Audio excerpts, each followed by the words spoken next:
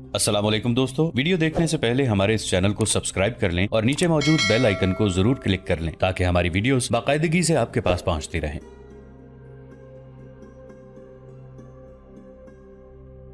جنگ کو ٹالنے کی کوشش کرو۔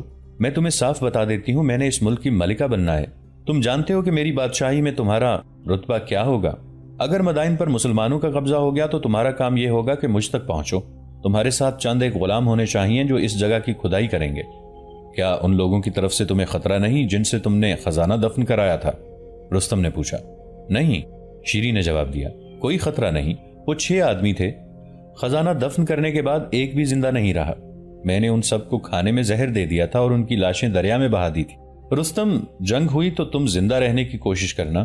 میں نے یہ خزانہ کسریٰ پرویز کی زندگی میں ہی چوری چھپے جمع کرنا شروع کر دیا تھا۔ میں نے سوچ لیا تھا کہ بادشاہوں کا کیا بھروسہ، جب چاہیں اٹھا کر باہر پھینک دیں۔ کیا تم میرا مطلب سمجھ گئے ہو رستم؟ رستم اس کے عزائم کو سمجھ گیا تھا۔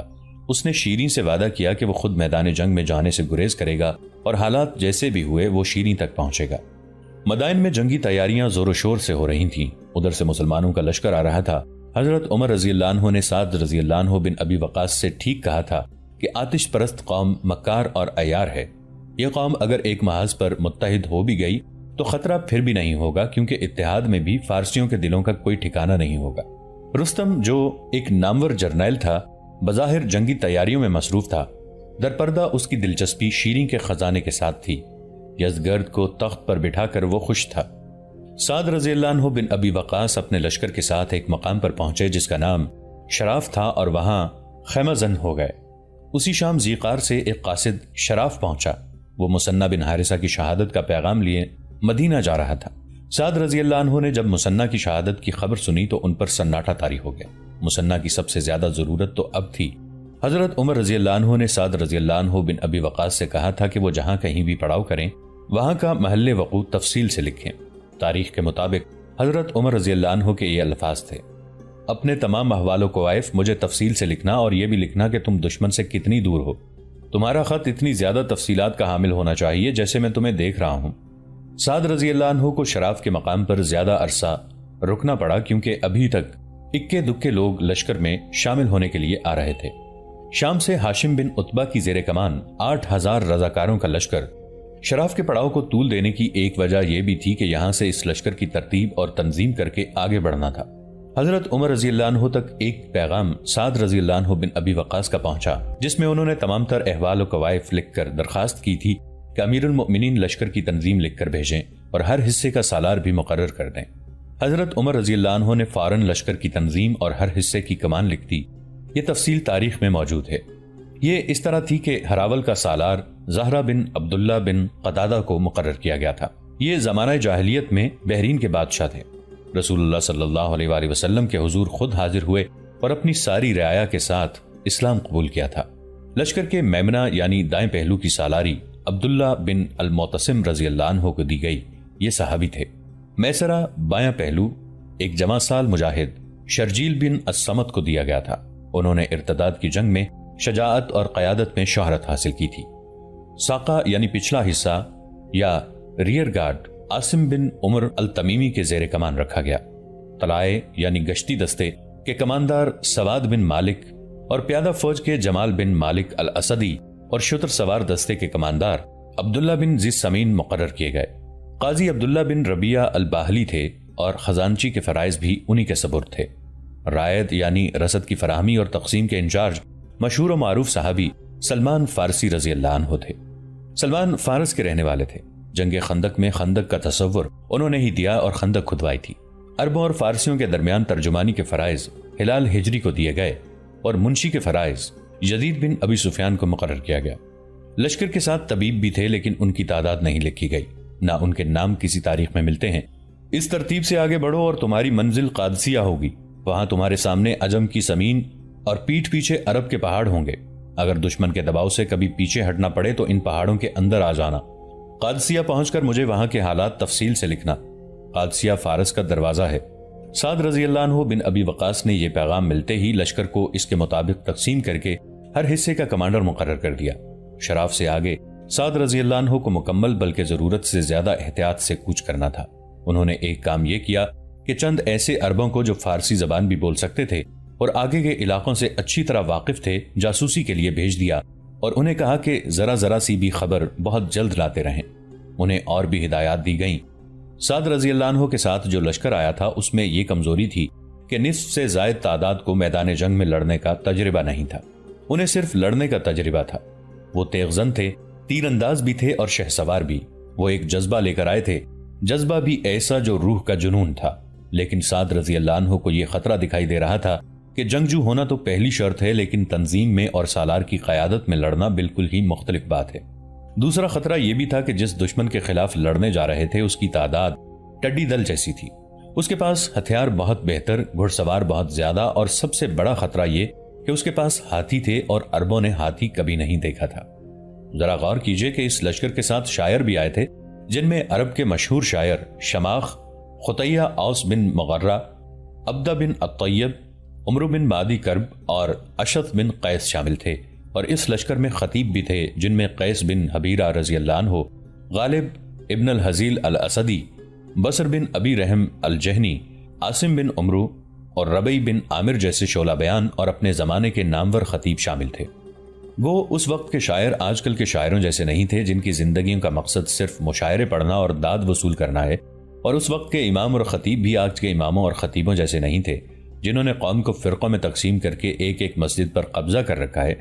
لیکن وہ بہرحال شاعر اور خطیب تھے، تیغ زن اور شہ سوار بھی تھے، لیکن ان کی روزمرہ زندگی کے معمولات کچھ اور تھے۔ سعد رضی اللہ عنہ نے انہیں سپاہی سمجھ کر لڑانا تھا۔ آگے چل کر دیکھتے ہیں کہ میدان جنگ میں انہوں نے کیا کردار ادا کیا۔ یہاں اتنا ہی بتا دینا کافی ہے کہ لڑائی شروع ہونے سے پہلے ان شاعروں اور خطیبوں کی شعلہ بیانی نے مجاہدین کو آگ کے بگولے بنا دیا تھا۔ یہاں ایک شاعرہ کا ذکر بے محل نہ ہوگا۔ یہ عرب کی مشہور شاعرہ خنسا تھیں جو اپنے 4 بیٹوں کو ساتھ لے کر حضرت سعد رضی اللہ عنہ کے لشکر کے ساتھ گئی تھیں۔ انہوں نے قادسیہ کے میدان تک جس طرح اپنے بیٹوں کو اتارا تھا وہ آگے چل کر تفصیل سے سنایا جائے گا۔ سعد رضی اللہ عنہ بن ابی وقاص نے ذیقار سے مثنہ بن حارثہ کے جانشین کو شراف میں ہی بلانا بہتر سمجھا۔ مثنہ بن حارثہ نے شہادت سے پہلے مانے ہوئے ایک مجاہد بشیر بن خصاصیہ کو اپنا جانشین سپہ سالار مقرر کر دیا تھا۔ حالانکہ ان کا بھائی معنہ بن حارثہ موجود تھا، لیکن وہ خوش پروری کا زمانہ نہیں تھا۔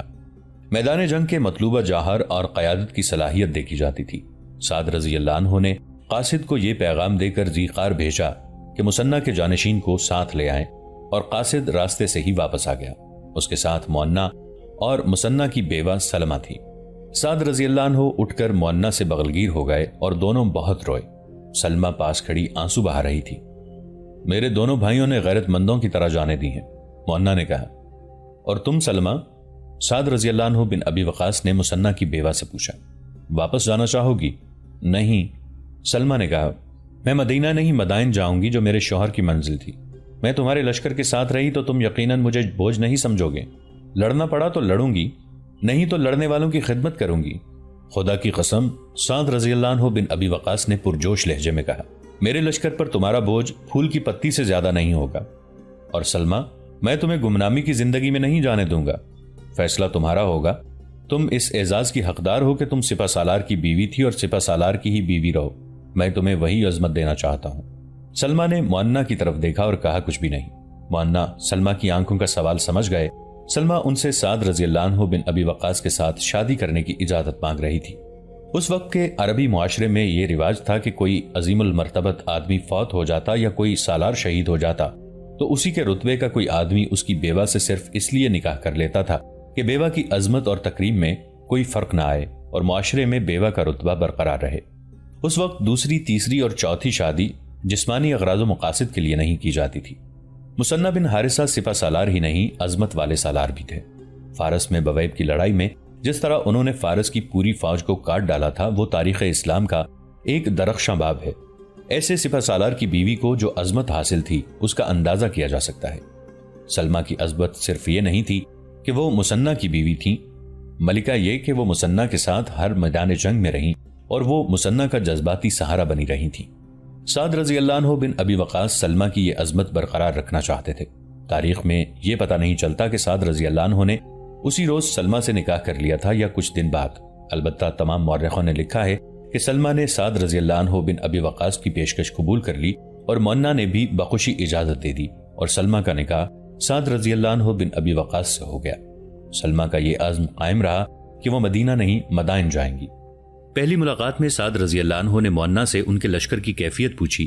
مونا نے اپنے لشکر کی تعداد 4-5 ہزار بتائی۔ میں مسنہ کی ایک وصیت آپ تک پہنچانا چاہتا ہوں، مونا نے کہا۔ مسنہ نے دم آخری کہا تھا کہ میری جگہ جو سپہ سالار آئے اسے بتا دینا کہ فارسیوں سے اس وقت نہ لڑنا جب وہ یکجا ہو چکے ہوں۔ ان کے علاقوں کے اندر جا کر بھی ان سے لڑنا ٹھیک نہیں۔ ان کی سرحد پر رہ کر ان سے لڑو اور انہیں کمزور کرو۔ اگر تم ان پر غالب آ جاؤ گے تو آگے بڑھو، اگر وہ تم پر غالب آ جائیں تو پیچھے اپنی سرحد میں آ جاؤ۔ ہمارے صحرائی راستوں سے عربی واقف ہیں، اجمی نہیں۔ وہ تمہارے پیچھے آئیں گے اور نقصان اٹھائیں گے، پھر تم پلٹ کر ان پر حملہ کر سکتے ہو اور پھر تم ان پر غالب بھی آؤ گے۔ آفرین، سعد رضی اللہ عنہ بن ابی وقاص نے کہا۔ مجھے یہی نصیحت امیر المؤمنین نے کی تھی۔ یہ تھی قابلیت مسنہ کی۔ دشمن کی کیا خبر ہے؟ ہم نے جو علاقے فتح کیے تھے وہاں کے لوگ باغی ہو گئے ہیں، مونا نے جواب دیا۔ شہروں اور قصبوں میں انہوں نے ہمارے عمال کو قتل کر دیا ہے۔ زندہ وہی رہے جو کسی طرح بروقت بھاگ آئے تھے۔ یہاں کے لوگوں کا کوئی بھروسہ نہیں۔ ہماری فتح ہوئی تو ہمارے ساتھ ہو جائیں گے، ہمیں پیچھے ہٹنا پڑا تو اپنی فوج کے ساتھ ہو گئے۔ اس کا مطلب یہ ہوا کہ محب وطن ہیں، سعد رضی اللہ عنہ نے کہا۔ نہیں، مونا بولے، عیار اور فریب کار ہیں، ضرورت پڑتی ہے تو اپنی فوج کو بھی دھوکہ دے جاتے ہیں، اپنی فوج کو پسند نہیں کرتے۔ سلمہ نے کہا۔ ان کے فوجی کسی گاؤں میں چلے جائیں تو نوجوان لڑکیوں پر دست درازی کرتے ہیں، لوگوں کے گھروں میں گھس کر جو چیز اچھی لگتی ہے اٹھا لے جاتے ہیں۔ ان لوگوں پر اپنی دہشت طاری کرنے کی ضرورت ہے، مونا نے کہا، ورنہ یہ قابو میں نہیں رہیں گے۔ اگر آپ ان سے توجہ ہٹا کر آگے بڑھتے جائیں گے تو یہ پیٹھ پر وار کریں گے۔ مدائن سے جو خبریں آ رہی ہیں وہ کچھ اس طرح ہیں کہ وہاں بڑی خوفناک جنگی تیاریاں ہو رہی ہیں۔ مونا نے جنگی تیاریوں کی تفصیل بتائی۔ اس لشکر میں شام سے آئے ہوئے 8,000 مجاہدین بھی تھے جن کے سالار ہاشم تھے۔ یہ 8,000 مجاہدین تربیت یافتہ ہی نہیں، تجربہ کار بھی تھے۔ وہ شام میں کئی لڑائیاں پہلے خالد رضی اللہ عنہ بن ولید اور ابو عبیدہ رضی اللہ عنہ کی قیادت میں لڑ کر آئے تھے۔ سعد رضی اللہ عنہ بن ابی وقاص نے ان 8,000 مجاہدین کو الگ تھلگ رکھا کہ انہیں انتہائی مخدوش اور ہنگامی صورتحال میں استعمال کیا جائے۔ باقی لشکر کو سعد رضی اللہ عنہ نے جنگی مشقیں کرانی شروع کر دیں۔ انہوں نے سالاروں سے کہا کہ انہیں منظم طریقے سے ایک جماعت کی صورت میں لڑنے کی مشق کرائیں۔ سعد رضی اللہ عنہ بن ابی وقاص کے اس لشکر میں شامل ہونے والے بیشتر افراد اپنی بیویوں اور بچوں کو بھی ساتھ لائے تھے۔ سلمہ آئیں تو عورتیں ہجوم کر کے آ گئیں۔ صحابہ کرام اور کئی اور مجاہدین کی بیویاں پہلے بھی محاذوں پر جا چکی تھیں۔ کئی ایک نوجوان لڑکیاں تھیں جو پہلی بار محاذ پر آئی تھیں، کچھ ان سے بڑی تھیں جنہیں جہاد پہ جانے کا پہلا موقع ملا تھا۔ تمام عورتیں سلمہ سے بیوگی کا اظہار افسوس کرنے لگیں۔ کون کہتا ہے مجھے مسنہ یاد نہیں آیا کرے گا؟ سلمہ نے سب سے کہا، خدا کی قسم تم میں سے کوئی بھی اپنے خامند کے بغیر خوش نہیں رہے گی، لیکن اسلام کی بیٹی کی متاع صرف خامند ہی نہیں، ہمیں اپنے خامندوں کے لیے نہیں اسلام کے لیے زندہ رہنا ہے۔ تم میں سے جو پہلی بار جہاد پہ آئی ہیں انہیں بتانا چاہتی ہوں کہ تم میں سے کئی ایک اپنے خامندوں کے خون میں نہائی ہوئی لاشیں دیکھیں گی، اپنے بچوں کے باپ کو خون میں تڑپتا دیکھیں گی۔ تم میں سے بعض جو اپنے بچوں کو ان کے باپ کے ساتھ لائی ہیں انہیں یتیم واپس لے جائیں گی۔ اگر تم ماتم کرنے بیٹھ گئیں تو اسلام کا بول بالا کرنے والا کوئی نہیں رہے گا۔ مسلمان عورت کی شادی ایک آدمی کے ساتھ نہیں اسلام کے ساتھ ہوتی ہے۔ ہمیں اپنے خامندوں کو نہیں اسلام کو زندہ رکھنا ہے۔ خامند اور بھی مل جاتے ہیں، اسلام جیسا سچا دین نہیں ملے گا۔ عورتیں خاموشی سے سنتی رہیں۔ میں تمہیں بتاتی رہوں گی کہ لڑائی شروع ہونے کے بعد تمہیں کیا کرنا ہے، سلمہ نے کہا، اور اس کے فوراً بعد قادسیہ کی طرف کوچ کا حکم مل گیا۔ لشکر جتنے دن اس مقام پر قیام پذیر رہا، سعد رضی اللہ عنہ حضرت عمر رضی اللہ عنہ کو پیغام بھیجتے رہے۔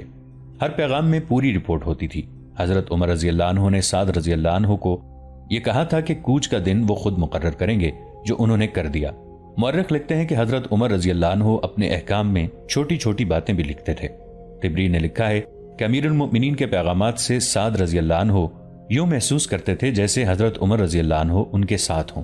حضرت عمر رضی اللہ عنہ اس تمام تر علاقے سے واقف تھے۔ جاہلیت کے زمانے میں وہ کئی بار ادھر سے گزرے تھے۔ انہوں نے قادسیہ کی طرف کوچ کا حکم ان الفاظ میں دیا، تم جب قادسیہ پہنچو تو خیال رکھنا کہ قادسیہ فارس کا دروازہ ہے، فارسیوں کو ضروریات زندگی اسی دروازے سے گزر کر پہنچتی ہیں۔ یہ بھی خیال رکھنا کہ قادسیہ کا علاقہ سرسبز اور شاداب ہے، اس علاقے سے دریا بھی گزرتا ہے اور ندیاں بھی، ان پر پل بھی ہیں۔ یہ قادسیہ اور مدائن کے قدرتی دفاعی انتظامات ہیں۔ ان پلوں اور راستوں پر اس طرح قبضہ کر لینا کہ تمہارے مسلح دستے وہاں موجود رہیں اور باقی لشکر کو پیچھے رکھنا۔ قادسیہ جانے کے لیے عزیب کا راستہ اختیار کرنا۔ اس نام کے 2 مقامات ہیں، ایک کا نام عزیب الہجانات ہے اور دوسرے کا عزیب القرص۔ ان دونوں مقامات کے درمیان قیام کرنا اور دائیں بائیں حملے کرنا، بستیوں کو تباہ و برباد نہ کرنا، وہاں سے رسد اکٹھی کر لینا اور گوشت کے لیے بیل اور بھیڑ بکریاں اکٹھی کر لینا، آگے کی خبر رکھنا۔ شراف سے کوچ ہوا اور دوسرے دن لشکر عزیب پہنچا۔ یہ ایک فوجی چوکی تھی جو چھوٹے سے قلعے کی شکل کی تھی۔ اس کے دروازے کھلے ہوئے تھے۔ لشکر ابھی کچھ دور ہی تھا کہ کہیں سے ایک آدمی اٹھا اور دوڑتا ہوا کھلے دروازے کے اندر چلا گیا۔ اس عمارت کے کئی برج تھے۔ یہ آدمی پہلے ایک برج میں گیا اور لشکر کو دیکھنے لگا، پھر وہاں سے ہٹ کر وہ دوسرے برج میں گیا اور لشکر کو دیکھنے لگا، پھر وہ ایک اور برج میں چلا گیا اور وہاں سے نکلا تو پھر نظر نہ آیا۔ تیزی سے آگے بڑھو، سعد رضی اللہ عنہ بن ابی وقاص نے کہا۔ وہ آدمی لشکر کی تعداد دیکھ رہا ہے، فوجی ہے، اسے جانے نہ دینا۔ ایک پیادہ دستہ چوکی کے دروازے کے اندر چلا گیا۔ 3-4 ہی کمرے تھے اور چاروں طرف صحن تھا۔ وہاں کوئی انسان نہ تھا، وہ آدمی بھی نہ تھا جو نظر آیا تھا۔ چھت پر جو مجاہدین گئے تھے ان میں سے ایک نے بلند آواز سے کہا کہ ایک آدمی قادسیہ کی طرف پیدل بھاگا جا رہا ہے۔ سعد رضی اللہ عنہ بن ابی وقاص کے پاس اس وقت ایک شخص زہیرہ بن جویہ کھڑا تھا۔ انہوں نے اسی کو کہا کہ اس آدمی کے پیچھے جاؤ اور اسے پکڑ لاؤ۔ زہیرہ بن جویہ نے گھوڑا دوڑا دیا۔ اگر وہ علاقہ میدانی ہوتا تو وہ آدمی پکڑا جاتا۔ وہاں کھڑنالے اور ٹیلے تھے، گھنی جاڑیاں اور قد آدم گھاس بھی تھی۔ زہرہ دور تک گئے، ادھر ادھر بہت ڈھونڈا لیکن وہ آدمی نہ ملا۔ زہرہ واپس آ گئے۔ اس دوران چوکی کی تلاشی لی گئی۔ تاریخ کے مطابق وہاں سے تیروں اور کمانوں کا بہت بڑا ذخیرہ ملا، برچیاں بھی بہت زیادہ تعداد میں ملیں اور بے شمار برتن ملے جو مچھلی کی کھال کے بنے ہوئے تھے۔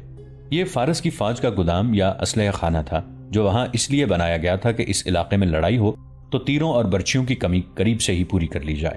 سعد رضی اللہ عنہ نے لشکر کو وہیں قیام کرنے کا حکم دیا اور تمام حصوں کے سالاروں کو بلایا۔ میرے رفیقو، سعد رضی اللہ عنہ نے کہا، آج سے ہماری جنگی کارروائیاں شروع ہو رہی ہیں۔ پہلے تمہیں بتا چکا ہوں کہ یہاں کے لوگوں کا کیا کردار ہے۔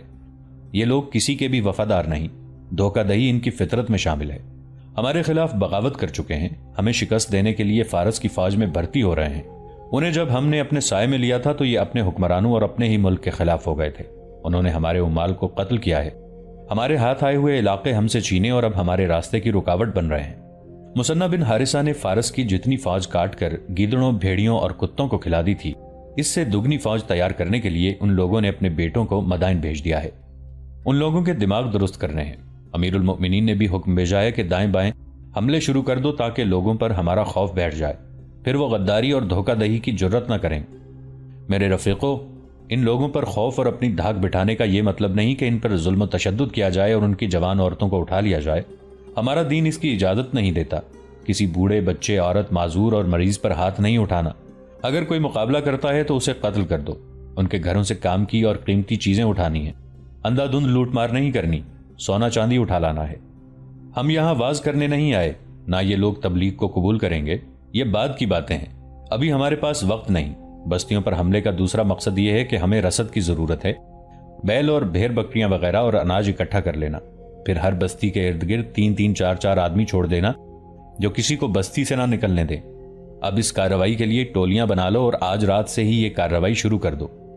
وہاں ارد گرد جو بستیاں تھیں ان پر حملے شروع ہو گئے۔ ان حملوں کا انداز چھاپوں جیسا تھا۔ مجاہدین کی ایک جماعت کسی بستی میں ایسے جوش و خروش سے جا دھمکتی جیسے بستی کے بچے کو قتل کر دیا جائے گا۔ تمام آبادی کو باہر اکٹھا کر کے کہا جاتا کہ اناج، اشیاء خوردونوش، سونا چاندی وغیرہ باہر لے آئیں۔ پھر انہیں کہا جاتا کہ بستی کا کوئی فرد بستی سے باہر قدم نہ رکھے، اگر کسی نے باہر نکلنے کی کوشش کی تو اسے قتل کر دیا جائے گا۔ لوگ اپنی نوجوان لڑکیوں کو چھپاتے پھرتے تھے لیکن مجاہدین نے کسی لڑکی کی طرف دیکھا تک نہیں۔ ہر بستی پر چھاپے کا تفصیلی ذکر ممکن نہیں۔ یورپ کے متعصب تاریخ دانوں نے مجاہدین کو دہشت گرد لکھا ہے اور ان الفاظ میں بیان کیا ہے کہ مسلمان دہشت گرد بستیوں پر حملے کر کے لوٹ مار کرتے رہے اور وہ جوان عورتوں کو اپنے کیمپ میں لے جاتے تھے، لیکن وہ مورخ بھی یورپی ہی تھے جنہوں نے بستیوں پر حملہ کرنے والے مسلمانوں کو دہشت گرد ہی لکھا ہے، لیکن ایسا کوئی اشارہ بھی نہیں دیا کہ مسلمانوں نے لوٹ مار کی اور انہوں نے عورتوں کو اغوا کیا۔ انہوں نے اتنا ہی لکھا ہے کہ فارس کے لوگوں پر دہشت طاری کرنے کے لیے اور رسد کی ضروریات پوری کرنے کے لیے مسلمانوں کی دہشت گرد جماعتوں نے بستیوں پر شبخون مارے اور رسد کے علاوہ مال غنیمت بھی اکٹھا کیا۔ بستیوں پر حملوں کے سلسلے میں 2 واقعات خاصے دلچسپ ہیں۔ ہیرا اس زمانے میں سلطنت فارس کا ایک اہم شہر تھا، اس پر مسلمانوں کا قبضہ ہو گیا تھا۔ دوستو، آج کے لیے اتنا ہی۔ اسی کہانی کی اگلی قسط کے ساتھ بہت جلد حاضر ہوں گے۔ نیچے کامنٹ سیکشن میں اپنی رائے کا اظہار ضرور کیجیے گا۔ ہمارے اس چینل کو سبسکرائب کر کے نیچے موجود بیل آئیکن کو بھی ضرور کلک کیجیے گا اگلی ملاقات تک کے لیے ہمارا اور آپ کا اللہ نگہبان۔